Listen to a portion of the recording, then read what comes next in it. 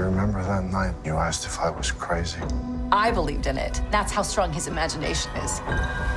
There's a place. I'll take you there. I'm so blown away by your work in this series, and I think kind of immediately of the scene where you're pulling the crow out of the mailbox. There's just such a there's just such a raw nerve, I feel like, to this performance. Again, blown away by it, and I'm wondering, beyond what's on the script, what did you want to bring to Lisey? What did you hope to show of who she is as a human? Well, I think that kind of that life, she's Mm-hmm. somebody who's described as very, very rooted in reality. She's somebody who's like has lived in the same town her entire life, is really involved in her family's life and in touch with her sisters, obviously constantly, who's ended up being married to kind of a larger than life personality who's famous, but has kind of stayed herself.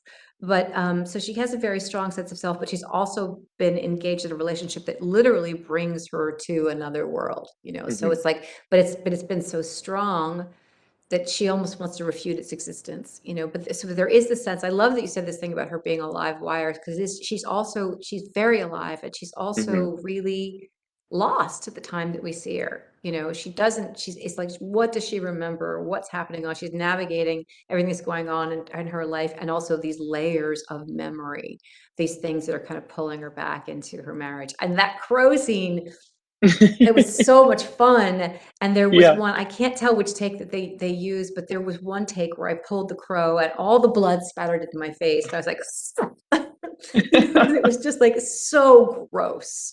Like, that she has to do this thing that's so disgusting. And what I love about Lisey is that she does it. I said to Pablo, I think I would just leave it in the mailbox. I don't think I could take it out. Well, I noted she goes in with the tongues and then eventually just uses her hands, and I was like, yeah, you know what? Why not at that point? Yeah. I wanted to talk about the pool because, well, one, I learned it's not a real place, which is remarkable, but also sort of a bummer because I was hoping to go there myself one day. But I heard that it was built on the soundstage, and I think that's so incredible. It's so remarkable. Did that provide any complications? Was it a complex set to get in and out of? It was not built on a soundstage. It was built in somebody's yard. It was built on our set. So the complications for me was that it was November and it was 30 degrees, and we'd be shooting at night. And I think there was a lot of talk about like, how hot can we get the pool? And they'd be like, well, we got the pool to 86. And I was like, that's not warm enough. I'm like, it's 30 degrees outside. So that was the tough part, was getting in that pool at night when it was really, really cold in November. And then of course it's not bad when you're in the pool, because they did manage to heat it and it was pretty comfortable in there. But getting out of it as you were kind of standing there and like starting to ice up, that was definitely challenging. So not as much of a spa day as I was hoping it would have been for you. Was it real?